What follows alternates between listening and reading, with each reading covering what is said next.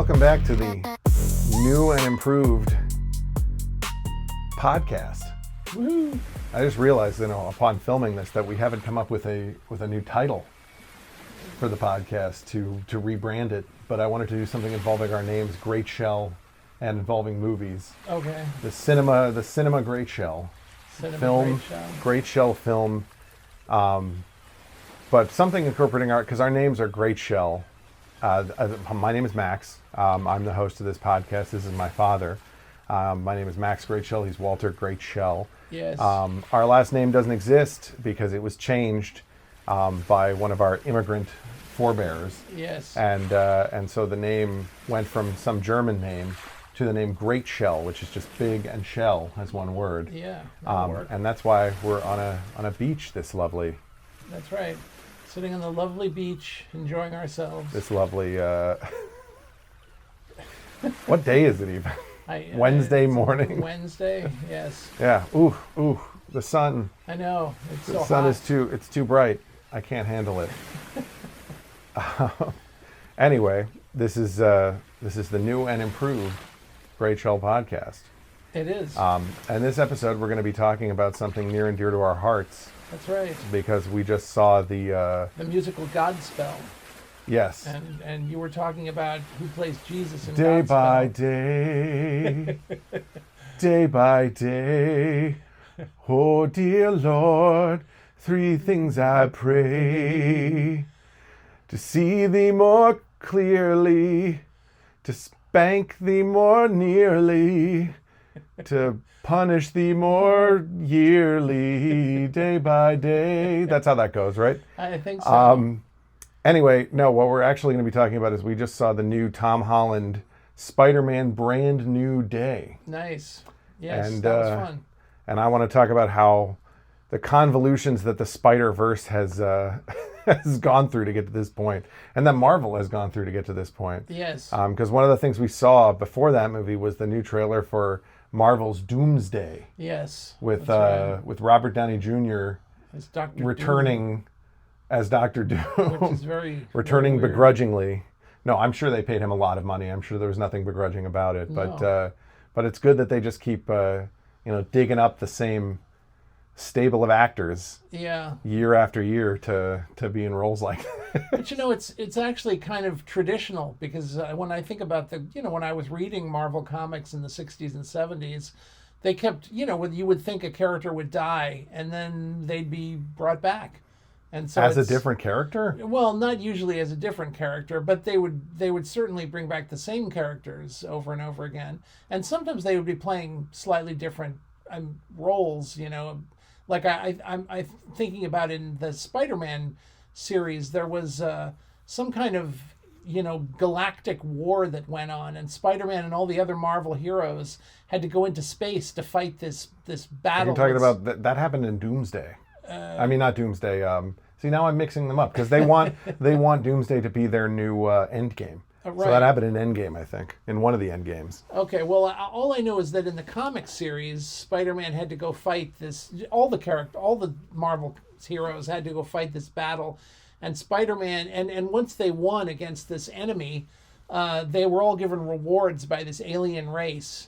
And the you're talking. Yeah, that's in the comics. That's what I'm talking about. The comics. Yeah. You're talking about the comics. Okay, yeah. Sorry, I got confused. No, comics. The symbiote that Spider-Man got as a reward. Exactly. He got the black which suit. I actually thought might be something they were going to do in this new Spider-Man movie, because they had all that stuff with like Tom Holland with the black eyes and everything. And they had Tom Hardy in the multiverse Spider-Man movie leave behind a little piece of Venom. Right. So I thought they might do the symbiote in this movie, but they didn't. And honestly, I'm kind of happy they didn't try to like overload the movie with more than it already had. Right, there's a lot in there. And because I know, historically speaking, we've had that issue with Spider-Man movies and with superhero movies in general, is just trying to add too many different concepts and characters. Right. Wasn't that the problem with like the third Tobey Maguire Spider-Man movie? Yeah, exactly. Because they had like Venom in that. They had Sandman. With the kid from that 70s show playing Right. Venom, who's not a kid anymore, Topher Grace. Yes. Who I think is also kind of funny because he also played the head of the KKK in Black Klansman. Right. Which feels like a perfect role for Topher Grace. No, I'm just kidding. But but yeah, they had that. They had the Sandman. They had, but also you look at like one of the older Christopher Nolan Batman movies, with the Joker in it, which Right. also had like Two-Face in it, and there wasn't really much of a reason for him to be there. Right. Like stuff like that, you know what I mean? But I did that being said, I don't want to disparage that movie. I love Heath Ledger's performance in the Christopher Nolan Batman movie. Yeah, I love his performance, but I do think that there was a lot. I mean, as much of a fan of that performance and of Heath Ledger that I am, I do think that a lot is owed to the movie The Crow and the performance of unfortunately another actor who died during the filming. I don't know. The son of the martial arts legend. The son of the martial arts legend. Yeah, that really narrows it down. You know who? God, I'm going crazy. It's because. Look, we'll touch back on this. Yes, let's go back to this. My point is sometimes movies get overloaded. Bruce Lee. Bruce Lee, Brandon Lee was killed during the making of The Crow. Yeah. And just as Heath Ledger died during the making of the Dark Knight, whatever is that? What's the name of that Batman movie? I don't remember which one is the one with Heath Ledger in it. Okay, well, anyway, Those that's another thing I actually want to talk about a little bit on this podcast is the names of the new Spider-Man movies. Yeah. Because we've had like these names are creating this kind of like convoluted circle where it's sort of hard to remember which ones are which. Right. Yeah. You know, like I really like the Tom Holland Spider-Man movie that everybody likes. I like the one that has the crossover with Andrew Garfield and Tobey Maguire in it. The last one. Yeah, because I'm a millennial. Because it was a really fun movie and it had a lot of fun characters. Yeah. But also because I'm a millennial, I have a lot of nostalgia for the Tobey Maguire Spider-Man. So to see like all the Spider-Mans together hanging out, it's a lot of fun. Yeah. But the names of these movies, Yeah. I actually don't even remember them off the top. If I had to name them, it would be like Spider-Man. I remember No Way Home, and this one's Brand New Day. So Right. Brand New Day, No Way Home, Spider-Man. You go home, you can't get home again. Spider-Man No Homo. You know what I mean? Like if I had a list of them in front of me, actually, let me pull up that list right now. I'm going to be my own. I'm going to be my own podcast producer right now. Well, to me, here's the thing: those names, they're just these vague sentences when they should actually say something that the movie's about. Like the one where he's in Europe fighting, the evil rich guy who's. Sorry, do you know what I'm talking about? The evil rich guy? I mean, there's always an evil rich guy. Yeah, but the evil rich guy that he's fighting in Germany, who has the suit that has like a bubble helmet. So I have the names right here. It's Spider-Man Homecoming, Right. Far From Home, No Way Home, and Brand New Day. Yeah, and all of which those I think titles, are intended to elicit an emotional response more than they are to like actually be about what the movie's about. Right, and the problem is they're totally forgettable. They're very forgettable because they titles- sound too similar. Yeah, they sound similar, and they also don't describe anything. Yeah, they're just know? they're kind of vague. Right. Whereas, I was thinking the one where he's, fighting against, who's the actor? I don't know who you're talking about. You're talking about the guy that played like the Vulture or the guy who has the robot suit that gives him wings. The guy who has the robot suit that gives him wings, and he also creates this army of like. Isn't that guy like the Hawk or the Vulture or some random villain that has a robot suit? No, there's so many villains with robot suits. Yeah. Which, by the way, there's another one in this new movie because there's Scorpion. Yeah. Who's another guy, and the Rhino. Spider-Man loves creating villains that are just like criminals who have robot suits. Yes. But I remember the Scorpio character from the 70s Spider-Man comics because he was one of the regulars, But what I'm trying to think of is who's the actor from the new remake of Roadhouse? Jake Gyllenhaal? Jake Gyllenhaal. He's the villain in this Spider-Man movie. Oh, yeah. You're talking about where he plays Mysterio. Yes, Mysterio. Exactly. Yeah. I didn't know he was German. No, he's not German, but the movie takes place in Yeah, Germany. it takes place in Europe. Yeah, Yeah, it takes place in Europe. Okay, can I just say for the record, that is the one Spider-Man movie I have not seen. Okay. I didn't see it because I heard it was really bad. And honestly, after Endgame, which felt like a natural conclusion of the Marvel Universe, I was sort of exhausted of superhero movies, and I've been purposefully avoiding ones that sound like they're not interesting to see. Well, now I saw sure. this one because it was a direct follow-up to the one I really liked. So I wanted to see like what happened in that follow-up, but I did skip over the one with Jake Gyllenhaal. And maybe that makes me an invalid host to talk about these movies, but I've literally seen every single other Spider-Man movie. Well, I'm not here to including all the Andrew Garfield ones. Right. I'm not here to condemn you for the Spider-Man movies you have not seen. Yeah. But I am just here to say that the movie that had Jake Gyllenhaal in it, where he's in Europe, should have been called, Spider-Man European Vacation. So it should have been like one of those early 2000s movies, like Spider-Man European Vacation Red Suit Edition. Right, exactly. You know what I mean? Unrated Red Suit Edition. Yes. Spider-Man Weed Fart Vacation Right. Unrated Boobies Edition. I'm just saying that if the title of the movie should have something to do with what's in the movie to help people remember. Oh, I get you. What they're talking about. Like no, the one we I just agree. saw. And the titles are a little bit convoluted. Yeah. But other than that, I think Tom Holland plays an excellent Spider-Man. Yeah, he does. He's great. I think it's hard to beat the one with all the Spider-Mans, because it was just so it was tight. It had like a plot with really serious consequences. It had a lot of fun characters, a lot of like memorable historical characters. And I kind of feel like that's why what they're trying to do with Doomsday right now is they're trying to like recreate Endgame, but also add like every character from the past that people have nostalgia for to make it fun. Right. Because I recently saw an interview with what's his name, Alan Cummings, I think. Okay. The guy that played Nightcrawler in X-Men 2. Right. Yes. You know what I'm talking about? The guy from Spy Kids. Yeah, I think that is. Is it Alan Cummings? Okay. So. Anyway, I like him. But it sounds like they like negotiated him back in the Doomsday movie. So I'm thinking that's what their goal is right now. Their goal is like, let's bring back these like screen memorable visual characters. So that people could, because like people have already like, we've seen Wolverine a lot. We basically like pushed Logan right to the edge with the Deadpool franchise. So it's like, who else now can we bring back? Oh, look, it's the guy that played Cyclops in, the first X-Men movies. You know what I mean? Right.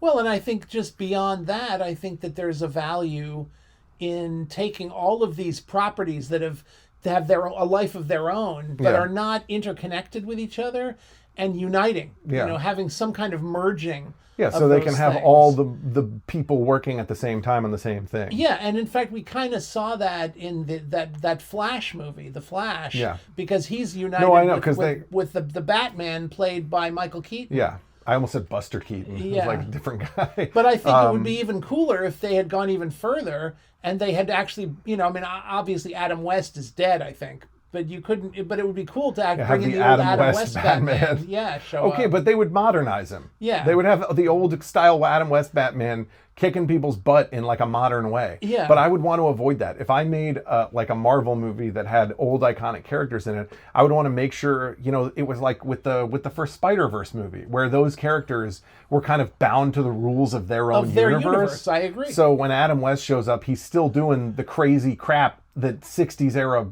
Adam West Batman was doing. Right, like for instance, when he but somehow it like works in the real world. Yeah, well, like when he punches somebody, there should be like a big cartoon pow. Yeah, exactly. That sort of thing. Exactly. Or like he just happens to have like crazy ass gadgets that do these like insane things that don't make sense. You know what I mean? Like just it's stuff like that. Yeah. Anyway, but outside of all that, what I want to talk about is I want to talk about primarily the Spider-Man movies and where we are with Spider-Man today. Okay. And talk about like touch a little bit on the history of like Marvel up to this point, but obviously it's like I think for a lot of millennials. But wait, before you start, can I just say that you were wondering, you were saying to me, I'm going back to Godspell now. And you were saying that the guy who plays Jesus in Godspell is a well-known actor. Well, he's not like super well known, but he's well known to me. I think it's Timothy Bottoms. Isn't that the guy? I don't think it's Timothy Bottom. You don't think so? Now here we go back to me. Yeah, leaning off screen to look him up again. Look things up because this is important. Godspell. It's not Timothy Bottoms. Jesus. I know this actor though. I can picture him. I know what I'm saying is he looks totally different as a young man in Godspell than he does now. Yeah, he does. Yeah. Victor Garber. Oh, Victor Garber. Yes. Okay, so Victor Garber, very recognizable to most people now as an older man. Yeah, yeah. But in Godspell, he plays Jesus, and he's wearing like clown makeup, and he looks totally different. I had no idea it was him. Okay. I just happened to look up the cast, and I saw that it was him, and I was like, my God, he is he has changed so much since he was like, I don't know, he's probably in his like 20s or early 30s in Godspell. Right. So like he's so different. But see, that tells you what if and also it's a different kind of role because he plays kind of like these serious guys. Oh yeah, yeah. But like in that movie, he's playing like a very like, everyone he's playing like a love clown. Yeah. Which I don't want to say that's what Jesus was. That sounds like a weird thing on like a brothel menu, like the love clown. Right. But you know what I mean? Like he's very lovable in that role, and I don't think normally that's the kind of role I'm used to seeing him in. Well, it just tells you if Jesus had lived and had not been crucified, he would what he would look like now. Yeah. He'd be like Victor Garber as the guy who designed the Titanic. See, that's what we should call the title of this episode. We should call it Godspell Spider-Man. Yeah. It's like, or Spider Jesus. Right. Or Spider Titanic. In a lot of ways, Spider is, in the same way that any kind of hero character is an allegory for Jesus. Uh-huh. He's like the self-sacrificing, super-powered individual, you know what I mean? Who like some people hate and other people like revere. Of course. Well, and Sam Raimi did it explicitly in the second Spider-Man movie, where Peter Parker has to stop the subway train. Oh yeah, and then they all like lift his body. They're all holding him and he's in the crucified position. I just put that on a little music video that I did for Spider-Man on TikTok. I don't know how to tell people how to search that because I don't know how social media works, but but I'm assuming like you just look up Spider Chonies might work. Spider Chonies. That's because that's what the song is called. Anyway, I don't know. My point is, does your computer have to be on? No. Okay. How dare you make reference to that while we're talking? Sorry. But anyway, back to I think it's funny. It's actually funny kind of thinking about all these Jesus musicals that came out in the early 70s, like Godspell, Jesus Christ Superstar, Joseph and the Amazing Technicolor Dreamcoat, all these kind of like hippie rock musicals. Yep. About God, about Jesus. Yep. Because obviously that was a trend in the same way that like Marvel has been more of a trend now, although Marvel has been a way longer running trend. Well, Marvel was happening back then. I was reading Marvel at the time these musicals in the 70s, were talking about. Yeah. No, I know. In fact, but obviously those musicals don't have anything to do with comic books. No, they have to do with the gospel. Right. But we're not here to talk about the gospel, Dad. We're here to talk about Spider-Man, okay? And that Spider-Man that I am still most nostalgic for and still occasionally to this day rewatch is the Tobey Maguire Spider-Mans. Yes. Which I think are all Sam Raimi, right? Yes. Directed by Sam Raimi, the director of the original Evil Dead universe. That's right. Who also made Doctor Strange into the Universe of Madness or whatever that movie was called. Yep. Now, Sam Raimi has been a big part of the Spider Marvel universe. Yeah. I think just because, he has name recognition and because he does like weird, colorful stuff that people like. Mm-hmm. I think it's definitely something to say about like millennials having a love for like those original Spider-Mans and for like Sam Raimi's other work, like, because it's like, it's silly, but it's serious, it's creepy, it's like a lot of different elements. Right. I just wish they would use Bruce Campbell more. He does use him occasionally, like he's the pizza ball man. Yeah. In the Doctor Strange movie with America Chavez. And he's the usher, the theater usher in the second Spider-Man movie. I know, but doesn't he deserve to be Spider-Man? That would be interesting. Yeah, sure. I think people wouldn't be able to take it seriously. Yeah. It would be like when Mike Myers showed up in Inglourious Bastards. Right. And everybody was like expecting him to be silly. Right. And he was just like playing a military official. Uh-huh. That'd be the same thing if Bruce Campbell was suddenly Spider-Man. Well, so you'd be like, Peter, I'm Peter Parker. Well, the thing I find odd is that when he did Darkman, he didn't use Bruce Campbell to play Darkman. He used Liam Neeson. Yeah. Which was which is part of what makes Darkman a fun character, because Liam Neeson comes across as such a serious guy. Sure. Which is, I think, because we've seen Liam Neeson do comedy as a result of being, and his seriousness is what makes him funny. Yeah. You know what I mean? Because he's like the ultimate dry comedian. Yeah. Like, you remember the thing with Ricky Gervais where he was on a show that Ricky Gervais did, where he did like a little sketch with Ricky Gervais where he was pretending like he wanted to like learn to write comedy, but he kept saying like all these incredibly grim things. Look it up. Yeah, just look up Ricky Gervais, Liam Neeson, you'll find it. Yeah, I think that's from Life is Short. It could be. Yeah. But but as I was saying, like, I have a lot of nostalgia for the original Spider-Man movies. Not maybe not the original, but like the original from my childhood Spider-Man movies. You know, the Tobey Maguire. Right. Now I'm mixing up Peter Parker and Tobey Maguire. But it's not just because Tobey Maguire is so gorgeous, even though he is. It's because, I don't know, like something about those movies, maybe it's just my nostalgia, but I feel like they captured like a comic bookiness that I feel like later movies kind of struggle with sometimes. Because I feel like and also they capture a sort of like the essence of Spider-Man being like sort of this like regular guy who's just trying to make stuff work kind of situation. Because Tobey Maguire, his Spider-Man is smart. He's like a genius, but he's not like, the Tom Holland Spider-Man where he's like been hanging out with Iron Man for so long, for Tony Stark, that he like has his own like 3D printer that he can use to like formulate magical gadgets that don't exist. Right. Like, and Andrew Garfield was also like kind of fusing together his own like technology, like his web shooters and stuff. Right. So I feel like there's a level of like living on the edge there. Also, Tobey Maguire, a lot of the times, like, people have been making jokes about this online. Like, Tobey Maguire, he's living in like these like squalid little apartments in New York. Right. Like, and his life feels like very desperate, Yeah. And Tom Holland, he's living in like what looks like a cheap apartment that was obviously like some kind of refurbished attic, but it's like he cleaned it out, and now it looks like it's like a workspace. It's like a studio for him, and he has like this AI personal assistant, and he can like fabricate anything he wants, and it doesn't look like he's hurting for money or anything. Right. Well, they've kind of thrown out all those original Spider-Man tropes, because I know that in the comic book, I mean, when I was reading the Spider-Man comic book in the 60s and 70s, I mean, Peter Parker was just some high school kid, and he was making extra money by taking pictures for the newspaper. But the only reason he was being paid for these pictures is because he was able to take pictures of Spider-Man, which nobody else could do. Yeah, because he was Spider-Man. Because he was Spider-Man, so of course he could take pictures of himself. And so this was his way of picking up extra money while he went to high school. Yeah. But let me just stop you for a second. Go ahead. There was a cross through with the newer Spider-Mans in that he was kind of a technical genius who built his own web shooters. Because the Tobey Maguire, that's the only difference that Sam Raimi took, was by having him generating his own. Yeah. No, and I agree with you that like in the comics, it's more comic accurate to have Spider-Man like building his own web shooters and being like a mechanical genius. But I kind of like.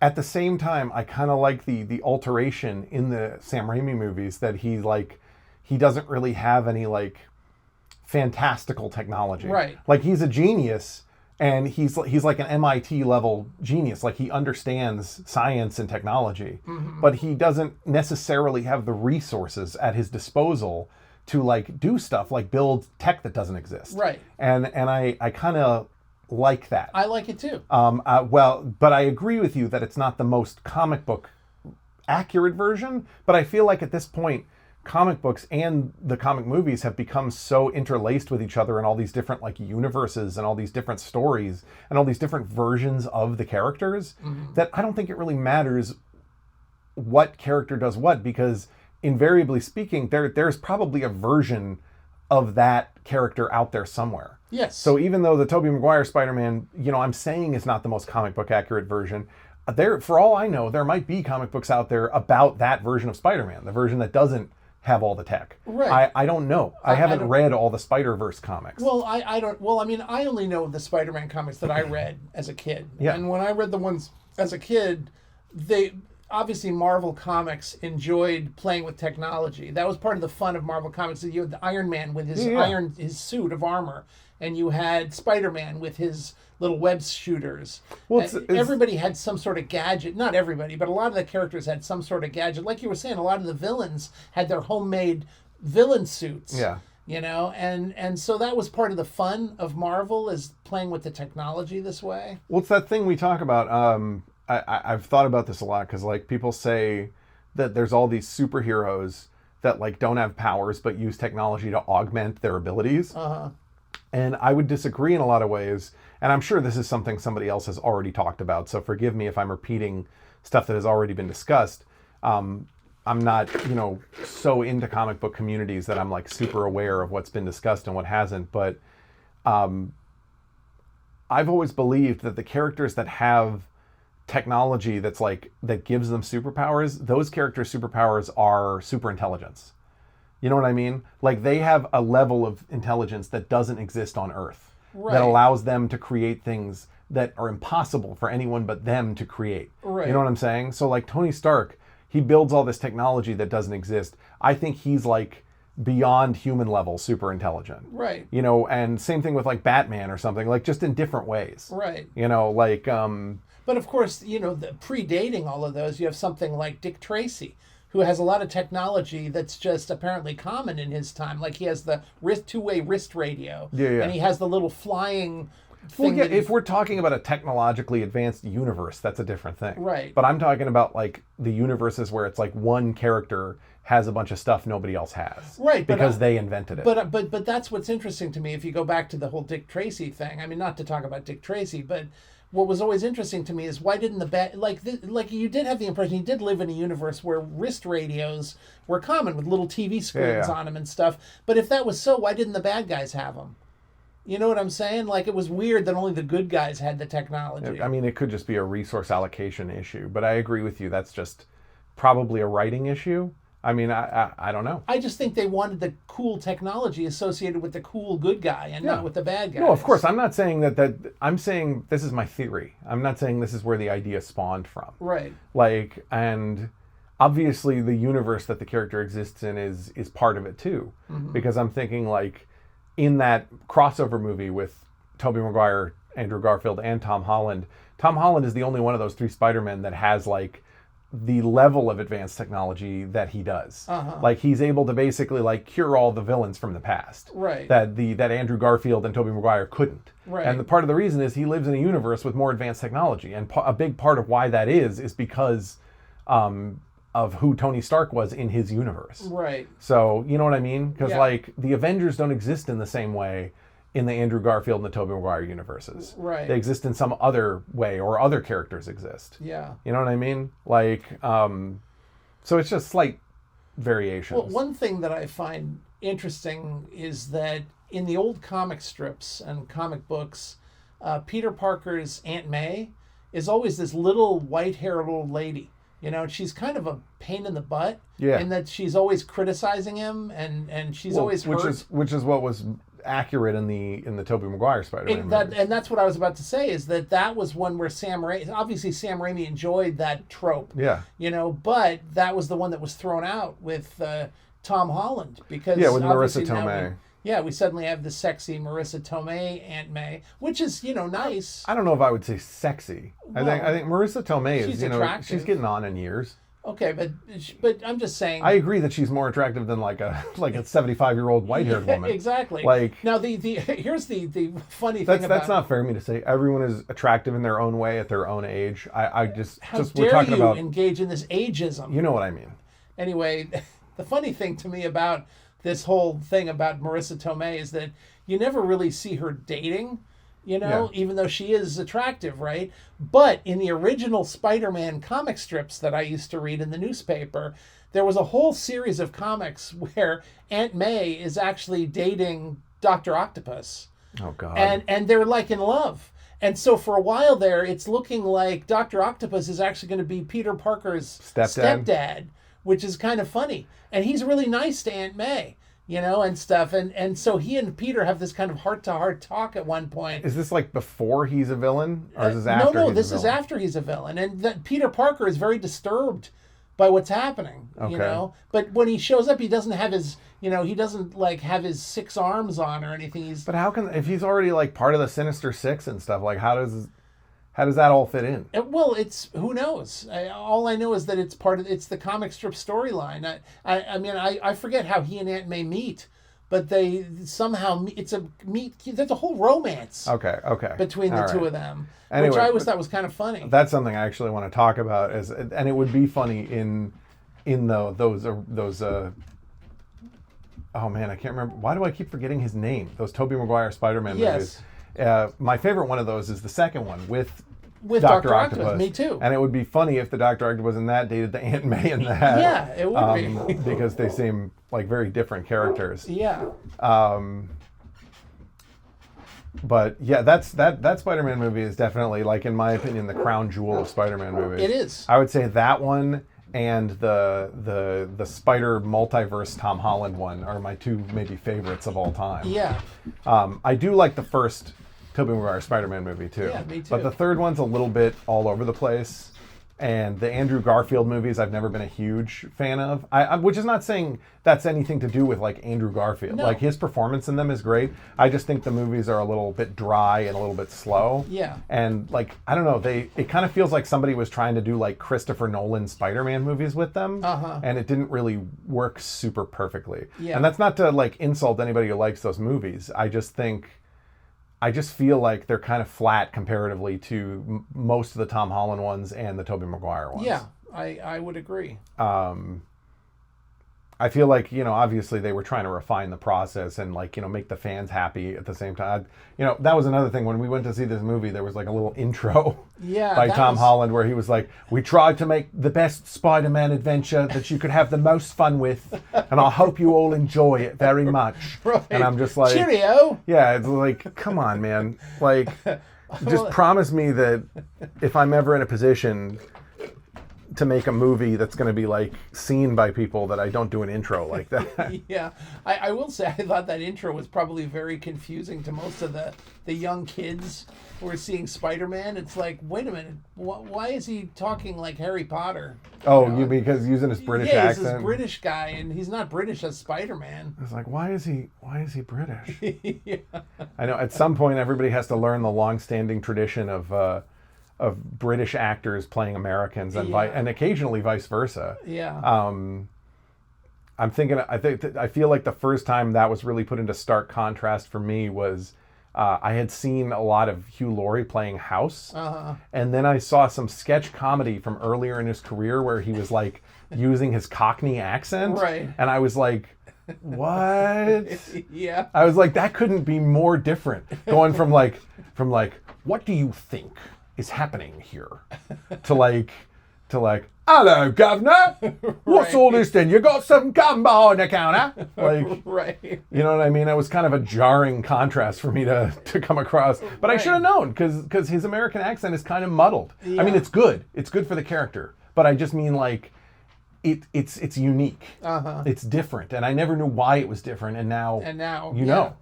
Yeah, it's like when they cast brunettes as blondes.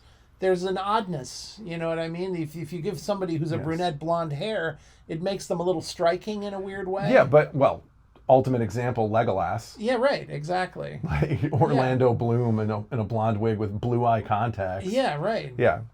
Well, or even the what's her name? The actress who plays the Russian girl in the bath in this new Spider-Man movie. Yeah, it's a visual contrast in the same way that like somebody doing an accent that makes their voice sound unique is like an auditory contrast. Right. Yeah, I agree. But jumping off of that, where were we? Tom Holland. Tom Holland. So, I mean, obviously Tobey Maguire and Andrew Garfield both have American accents, right? Mm-hmm. So Tom Holland is like the first person they cast as Spider-Man who's a British guy playing an American kid. Yeah. But it's fine. He actually does a pretty perfect accent. Yeah, he does. And also he's a very soulful actor, so he's good with these kind of, hurt looks. Yeah, absolutely. But obviously we're going to get to a point where it's like, not possible for him to continue being like the fresh Spider-Man anymore. Yeah. I mean, like even right now, like we were joking about the fact that he's playing somebody in his early 20s, but Tom Holland in real life is like 30 years old. Right. Which I think kind of works for Spider-Man because Spider-Man's supposed to look like he's been worn down by his crime fighting. Sure. So he can look a little more like rugged and like exhausted. A little weathered. Like, so it's okay. And Tom Holland obviously is a very young looking guy and he's like a short guy. Right. So it works. But it is a little bit like funny just knowing that and being aware of that. Anyway, I don't know. Yeah, yeah. No, it's funny because before I was thinking about the early Spider-Man comic strips that I used to read in the paper, and one of the things that they would do from time to time is they would bring in current events. Like I remember there was a series of Spider-Man comics where Richard Nixon would like appear and be like, this was after he had resigned the presidency, but he was living in the same building that I think Peter Parker was living in or something like that. So Peter Parker would occasionally see like a limousine pull up and Richard Nixon get out, and it wasn't part of the story. It was just kind of this slightly amusing little aside, that never played any part in the story itself. But comic books are always trying to like throw stuff around like that. Yeah, but what was interesting to me about it is that actually, I guess Nixon's people saw this, that Marvel was doing this, and they complained to Marvel, and so Marvel kind of stopped doing it. Somebody's always got to be the fun police, right? Yeah, exactly. Well, anyway, I don't know. Comic books, comic book universes, this whole thing has gotten like really vast and complex. And obviously if you expound upon a world long enough, eventually you get into like all kinds of, I mean, it makes me think about the Loki TV show with like the universe branching off in all these different universes and it just like never ends. And it's the same thing here. Yeah. But if I want to get a little bit into what actually happened in Spider-Man Brand New Day, because I feel like people are going to want to hear about that a little bit or talk about it a little bit. Okay. And there were some things in that movie that, well, I really appreciated one major thing in that movie, which is that I think a lot of superhero movies in the past have, for some reason, shied away from having every character be like a real major character, be like a character that's interesting, or be like a name brand character. A lot of times like superhero stuff has taken these like really little, not super well known or uninteresting characters and just made them into like, villains or like, somebody as a counterpoint to the main hero, right? Like the first Deadpool movie. Like I absolutely love that movie, and I think that movie is really funny and has a lot of incredible performances in it. But I kind of think the villain in that movie is sort of unforgivable and generic, and he's like, I mean, there may be people who would hear that and they'd say like, well, he's this guy and he's like an interpretation of this and he's supposed to be generic because that's the joke. But it's like, I guess, but I just feel like the only thing stopping Deadpool from being a perfect superhero movie was that villain. Yeah. And if they'd had like a really interesting villain of some kind, even it still could have been somebody who was like the counterpoint to Deadpool, like somebody who was overly serious, somebody who was like, and it still would have made Deadpool everything that he was. Right. But I just wanted to see it be someone more interesting. Yeah, I agree, especially since to me, in a lot of not just comic book movies, but any movie that has like good guys and bad guys. Yeah. I mean, traditionally the villain is the most interesting thing in the movie. Yeah. I mean, he's usually way more interesting than the hero. And when you have a boring villain or you have boring characters alongside the main character, and the main character is the one and luckily Deadpool, that character in that movie is such a potent character that he literally carries the whole movie on his back. Right. So you actually do get away with it because of how great his character is. Mm-hmm. There's too many examples of movies and shows that have an uninteresting villain or some form of uninteresting characters that kind of do kill the whole thing because the main character isn't enough to bolster the whole story. Right. And I feel like the new Spider-Man movie did not fall into that pit. Mm-hmm. It did not say like, oh, we have Spider-Man, but we don't have interesting side characters, or we don't have interesting, an interesting villain. Mm-hmm. I actually think the villain payoff for this movie is really interesting. Yeah. And I think, if you want to say like how many super characters were in this, it was like Spider-Man, the main villain, and the Hulk. The Scorpion. The Scorpion was in it. Yeah. Okay, but the Scorpion's interesting because he's only in it a little bit, and his mechanical tail is fun. Yeah, and his fights are kind of fun. I will say, though, that the Scorpion was a much bigger... He was a long-running character in the original Marvel comics, the original Spider-Man comics. And I kind of wanted more done with him. Like, I kind of felt like he was a little shortchanged in this. But he was still fun, just... I think...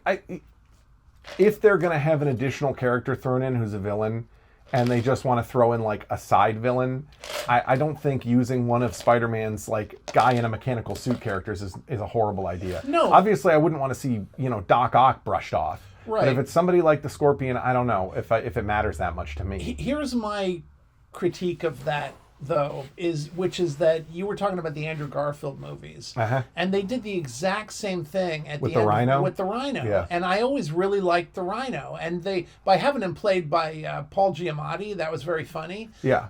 But they didn't do anything with him. But you have to agree that the Scorpion was more used in this movie than the Rhino was in that movie. Maybe not because he had more scenes. Yeah. More stuff happened with him. Yeah, a little. Like, I agree with you that he was kind of a toss off, and it might have been better to have a character who was more silly and less like cared about to be a toss-off character. Because I'm thinking about like they had Polka Dot Man in the Suicide Squad, the newer Suicide Squad movie. Right. And he wasn't a throwaway character, but I just mean like having a character like that be sort of like a fun side character might have been better. Right. But I still enjoyed it. And me too. We had him. He was fun to look at. We had the Hulk show up, which like honestly, I mean, it's always fun to have somebody fight the Hulk. Yeah. I did think it was a little bit weird that the Hulk suddenly, after we had and maybe there's something I missed here. Maybe there's like an element in the movies or something I didn't see that explains this.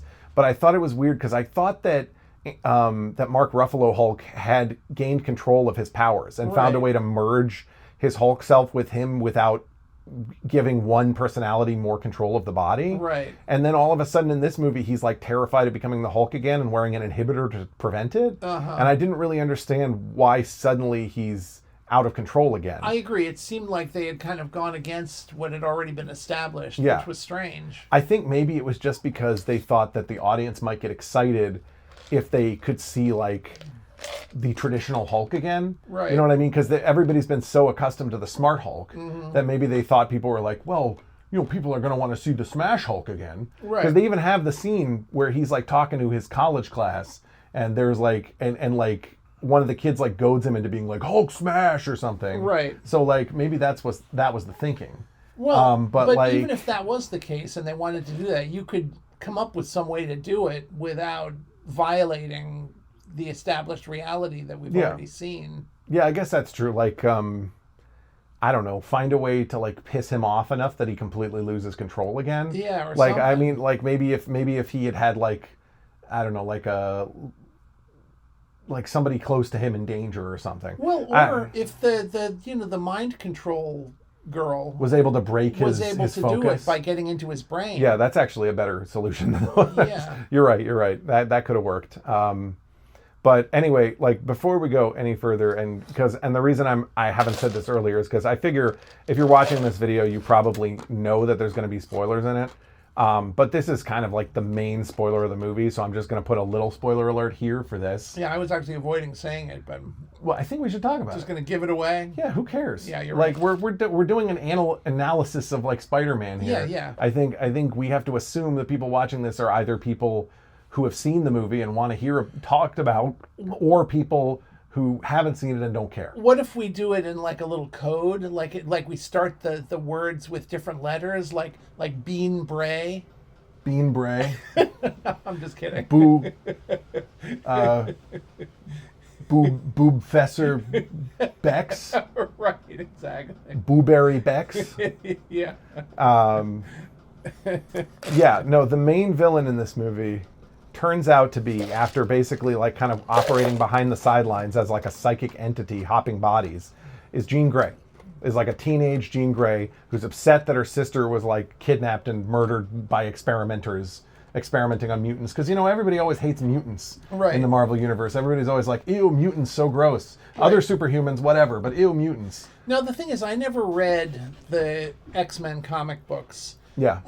I don't really know Jean Grey's personal history. That's what I was about either. to say. I don't know her history. But I'm fine with the history that the movie created. Well, I am too. But I would be curious to know, is that the actual history of Jean Grey? Okay. In the movie, Jean Grey has a sister who's like teaching her about her powers. Right. And then the sister gets kidnapped by like evil government people. What are they called? They're called like the cleanup crew or something. Yeah, something like and that. that basically want to experiment on her to try and steal her power and use it for like, their own purposes. Right. And she dies, and then Jean Grey is like all upset and trying to like find her sister because she doesn't know that she's dead. But yeah, I mean, I assume there must be in some comics a history where Jean Grey has a sister. That must be a thing. I guess. I really have no idea. But I mean, does it matter? As long as she's a character that people are familiar with. Here's the thing. It doesn't matter to me, but I would imagine if you're an X-Men fan going way back, then you might actually be concerned. But I also think people largely have been unsatisfied by a lot of the Jean Grey stuff that's been done in the past, because Jean Grey was such an important part of like the whole X-Men thing with the Phoenix Force and everything. Yeah. And they never really did it in a way that I think fans were satisfied with. So I think that maybe that's what they're building to now. Yeah. I know that they're trying to, like, they're building everything up obviously for Doomsday, because they're going to have more X-Men stuff in Doomsday. Right. And they're dragging, Patrick Stewart and Ian McKellen out of their retirement homes again to be in that movie. Right. And it's like, what's funny about that, can I just say one more thing, Sorry, is that I've been watching a lot of Star Trek recently,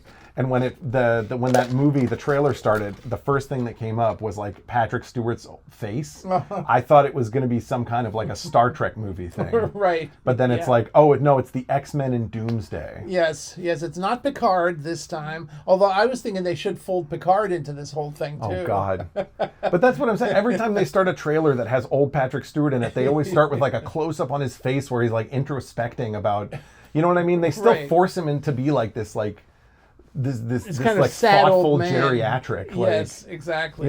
Which I don't think is entirely fair to Patrick Stewart and Ian McKellen. No. I think honestly I'd like to see their roles diversified a little more. It's not totally fair that they have to play like Professor X and Magneto forever. That's right. Get Patrick Stewart out there and have him take his shirt off. No, I'm not saying that. I'm just saying, like, I get that people want to see people as their iconic characters. Yeah. But I also just really like Patrick Stewart and Ian McKellen as actors, so I would love to see them in a broader range of stuff. Right. But yeah, I mean, like, well, especially Ian McKellen. Yeah. Because I was like, his most famous role is probably still Lord of the Rings, even though he's played Magneto. Uh-huh. And it's like, I don't know, man. I don't know. That's another thing. Like, isn't there like a new wave of like Lord of the Rings nostalgia products coming down the pipe at some point? Well, I just saw, because I know they want to drive every universe into the ground as much as they can. Right. Well, I mean, I just saw a trailer for the new season of the Lord of the Rings TV show on Amazon. Okay, so that's still happening. Yeah, that's still happening, and actually, it looks like slightly interesting. Like they've improved it. Well, I mean, like for instance, there's going to be a whole thing about the backstory of the Balrog, which I think is kind of interesting. Yeah, I mean, but obviously, like, they're going to try and squeeze in as much like Silmarillion type history as they possibly can. Right. Yeah, I don't know, man. Like, I guess you get to see the Balrog without all the flames, Ooh, was that something that people wanted? Who knows? Maybe. I want to see the naked Balrog. That's right. I want to see he's the gonna Balrog. He's going to be like the hairless grizzly bear, or the hairless sloth that were floating around the internet a few years ago. See, I was thinking he'd be like one of those images of like an owl without its feathers. It's like a Balrog without its flames. Oh my God! Look, it's horrifying. I was thinking he'd be wearing a suit. Yeah, they'll turn it into one of those like iconic interpretations where the devil is like a businessman. Right, exactly. It'll be like, hello, Gandalf again. Right. Sitting at a giant desk with Gandalf in a little chair. Yeah. But yeah, in the new Spider-Man, circling back to that, Jean Grey is the main villain, and I thought that was kind of cool because she's a notable character. She's a fun character. She has interesting powers. And also it's just kind of cool to have like the main villain who you think is this like terrifying villain who's like taking over Peter Parker's life and like possessing everybody he loves and like threatening him, turns out to just be like this scared teenage girl. Right. And I kind of like that. Yeah, absolutely. So I would say this all stemmed from us talking about how I felt like the characters that they used in this new movie were good characters without being like overkill. So I thought that was pretty good. But yeah, that's definitely one of the things the movie did right. I mean, I don't feel like the movie inherently did anything wrong. I just felt like it was maybe a little bit too overlong and drawn out. I thought it could have been a little bit tighter. But I think overarchingly it was still that one and the one right before it were the two best of all of the Tom Holland Spider-Man movies, in my opinion. I agree. So I would say it's definitely worth seeing. Still, though, I enjoyed it. Still most excited about the multiverse one, though, that came right before. Yes. Yeah, that one was fun. Which actually makes me wonder if they're ever going to, like, manage to pull Tobey Maguire and Andrew Garfield back into this. Because it seems like every time I think they're not going to be able to, like, get actors to reprise their old roles, I always seem to be, like, surprised by how they somehow managed to figure it out. Well, I mean, to how to get those actors back in. Because, like, it's like I was saying with the guy who played Nightcrawler. Like, apparently he said his experience working in X2 was, like, a horrible experience for some reason. But still, they somehow managed to rope him back in. So I'm thinking, like, I can't imagine it'd be that hard. I mean, you're offering people work. Most actors but if need people work. hated the thing they worked on before, you know what I mean? Yeah, and like, I know what I you're don't know saying. why he had a miserable experience, but he said it was one of the worst filmmaking experiences of his life, not just because of the makeup. Yeah. And like, but they still got him back. So it's like, at this point, I'm thinking, like, you know, there's no one they can't pull out of the woodwork. So it's like, you know, you never know when, like, these older characters are just going to pop out of somewhere. Well, that's and like, true. I mean, they even do like the little offshoots, like with the, you know, doing the noir Spider-Man TV show with Nicolas Cage. Right. Like, are they going to pull Nicolas Cage now into some Spider-Man movie? Like, you know what I mean? wouldn't be surprised. Here's the I mean, the thing you're saying is I don't know if you're saying it's a problem. No, not necessarily. I just think it's kind of funny. Right. But see, to me, the biggest sin that I feel like the movie industry has made over the past 20 years or longer is not doing more of that. And by that, I mean, there have been Not doing more fan service? Well, yeah. Well, not fan service, but finding ways to bring back people actors and roles that people have enjoyed. You know, like I'm thinking like the Star Wars movies. Think about the incredible, ridiculous waste of not having Luke Skywalker and Han Solo and Princess Leia in like one scene together. No, I know. All of that trilogy. I mean, that was a ridiculous criminal waste. Here's the thing, though. Like, it's a middle ground thing, because it's like, I agree with you. They should have done more fan service in those cases. But I also want that fan service to be earned. Yeah. I want to make sure that when they do scenes with characters, it's not like cringy or stupid. No. I want to make sure there's a reason for those scenes to exist. Absolutely. And I also, like, just kind of want to see people not harping on the same themes over and over again. Right. Like, I get fan service. I understand the desire to, like, continue creating these worlds that are already popular. But it's like, you reach a limit. And I think past a certain point, everybody starts to get burnt out. And that's the problem I have right now with the comic book universes, is like, I think the major studios are struggling to make comic book movies that people, like, really genuinely care about. I mean, obviously, except for Spider-Man, because this new Spider-Man movie has been having great box office. But, like, I just mean, like, that whole thing, you know what I mean? Like, they've struggled to continue making movies that people care about, probably because they're, like, you know, cutting back on writers and things. Right. And it's just, the ideas get kind of, like, tired. And Yes. so instead of, like, infusing things with fresh blood, you know, so I agree with you that I want people to, like, do things that fans are actually excited about and bring back characters that fans actually care about. But at the same time, I'm also like, can we also do some new stuff? Like, Well, absolutely. I always want to have, I mean, I'm always more interested in things I haven't seen than in things that I have seen. Like, I love to watch an old movie that I love, but I don't necessarily want that first of my list. You know what I mean? I always want a new movie that's exciting. And I also am I think it's problematic to put actors, to overuse actors. Like, I was just thinking Zendaya is in everything, you know? Well, Zendaya and Tom Holland. I mean, Tom Holland and Zendaya were both just in the Odyssey. Okay, right, that's true. As well as the new Spider-Man movie. And I felt like that was a problem. But weirdly enough, I liked Zendaya better in this Spider-Man movie that we just saw, because I feel like the quality of her acting was slightly different. And I think she's getting better as an actress. Well, I think people joke about that a lot, that Zendaya's whole acting style is just making like a serious face. Yeah. But like, you know, here's the thing. I think the quality of a performance given, a lot of the time, it is tied to experience, but it is also tied to like the way an actor is used or directed. Mm-hmm. And I think a lot of what Zendaya has been in, she's just been directed to be a very kind of almost flat kind of character. Yeah. And I like, you know, in Euphoria, she's like a drug addict.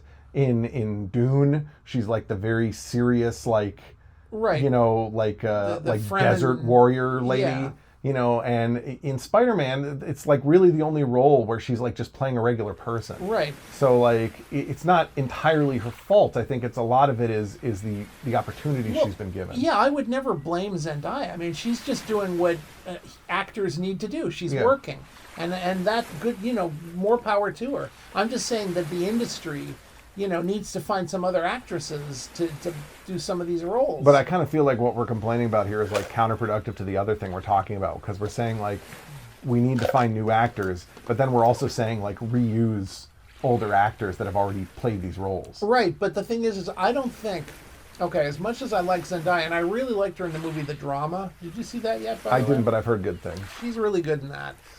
Robert Pattinson is another example of someone who gets reused a lot. Yeah, but he again is fantastic in The Drama because he's used in a way that's very different than his other roles. Yeah. And I think that's great, you know, because this is two familiar actors being put into different environments. I don't personally think that Zendaya is as important in the Spider-Man movies as, you know, for instance, Tom Holland, or I mean, well, obviously all the actors that play like Peter Parker's girlfriends, it's sort of like a side character, which is unfair to the women in a way. It's also kind of unfair to the role, because it's like these are characters that are well established in the comics to be as being like their own interesting characters and having their own things they do, right? And I think the movies do them a disservice by basically turning them into just like nothing more than like the love interest of the main character, right? Like, and I would like to see more of like what I kind of feel like Zendaya was trying to do with that role, which is like be more of like a pushback character, right? Be like Peter Parker, I'm my own person, I do my own things, you know, I'm not defined by our love, you know what I mean? Although having said that, I feel like the newer movies with Tom Holland and Zendaya are kind of throwing away the value of what a relationship is. You know what I mean? Like, for instance, the Peter Parker who's played by Tobey Maguire, and the romance that he has with I know who you're talking about. Yeah. Is very, very powerful. You know what I mean? Like, is especially, it though? Don't you think? I think so. In Spider-Man 2. Oh, you mean like when he's like trying to ask her to? No, that's Spider-Man 3. I was about to say when he was going to ask her to marry him, but that was Spider-Man 3. No, in Spider-Man 2, when he's basically saying he can't be in a relationship with her because it's not safe for her. Yeah, and you feel like it's more powerful. There's a very powerful emotional scene there. Yeah. And the whole thread of that plot line is very intense. Okay, but I mean, in this movie, we had basically Mary Jane had completely forgotten Peter. Right. So, like, the entire emotional side of that relationship was being played by Tom Holland alone. Right. And I thought the problem with that, even though I thought there was a power to it, but I also thought, in a way, no human being can live like that. I mean, Spider-Man should be having other relationships. You know what I mean? Like, you mean like that girl he was ignoring in his building? Well, exactly. Who like hits on him openly? Well, I mean that wasn't Tom Holland, right? That was Tobey Maguire who has the girl living in his building. No, it's both. Because in the new movie, remember, there was like this blonde woman who was like, we live in the same building. Oh, yeah, right. And he like you're completely stomps over. Yes, exactly. Right. Why isn't he like with her? Or for instance, even well, you're talking with the Tobey Maguire, you're talking about like that Russian or Eastern European woman who lives across with his landlord. Yeah, the skinny girl. She's his landlord's daughter. Yes. And she's super nice to him the whole movie, and he just like treats her like garbage. Yeah, I think that's the third movie. The third Tobey Maguire one. No, it's also in the second one, I'm pretty sure. No, I think that girl specifically is in the third one, because he's living in that shabby little apartment, and I remember that he's mean to her and to the landlord when he has the symbiote on his body. Okay, that may be that's so. in the third but movie. but she's also in the second movie. That might be. I She don't is. honestly. I don't remember. She definitely is. And so is the landlord. He's in the second because it's the second movie where he says, I have the eyes of a rat and the ears of a cat. I believe you. Anyway, it doesn't matter. The point that I'm trying to make is that to have Spider-Man be so destroyed by the fact that he had to make his friends forget his existence, and to not try to live his life even though they're seeing other people and they're having lives. Yeah. I think that's needlessly punishing. But I think that was the point of the movie. The point of the movie was he was trying to be too alone, and he found out that didn't work. And not only did it not work, it progressed his spider mutation in an alarming way. In a weird way. And so now he has to be with it. But that was another thing that didn't make sense at the end of the movie to me, is that Zendaya says that she doesn't remember anything about him and doesn't remember loving him, and he's completely gone from her mind. But then at the end, his friend somehow has muscle memory of their friendship handshake, and that reminds him of Peter. Right. And it's I guess if you want to contest that, first of all, that muscle memory is somehow different from regular memory, and on top of that, I guess you could say that that character is supposed to be it's supposed to have magical abilities. He's doing magic. So maybe somehow his magic prevented his total memory from being wiped or something. But I found that it was a fun moment, I guess. I found it a little bit disconnected from what was already established in the movie. Yeah. But I understand why they put it in there. I mean, because people see that scene, they're like, oh my God, best friends again. Because obviously the chemistry between Tom Holland and that other actor is pretty lovable. Right. Here's another question about him, though. If he witnessed all the stuff from the previous movie with the 3 different Spider-Men, does he remember the other 2 Peter Parkers and just not this one?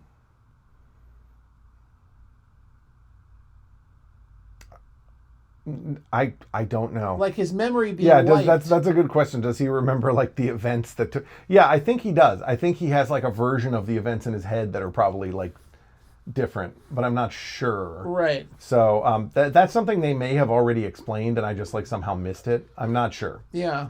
But we have reached the end of our time for this episode. It's funny because there's a lot more I still want to talk about with some of the older Spider-Man and Marvel stuff, and I feel like maybe we should, instead of breaching a new topic, we should just make this a 2-part episode. Yeah, we can do that. But I don't know. I mean, for now we got to cut this off because I said an hour was a limit, and that's what it should be. Yes. Because even though there, other people that talk about movies, like those Red Letter Media guys, they can have 2.5 hour long videos. Not for us. That's true. For us, we do an hour because that is the limit I set in my head, and I'm full of compulsive anxiety. So that must be how long the episode is. Also, just for my sanity in editing it, because I'm doing all of this basically alone. I'm like Spider-Man. You are. Wait, no, I'm married. All right, we'll see you next episode. All right, bye. Spider-Man, we love you all. But I have just one question that eats away at me every day.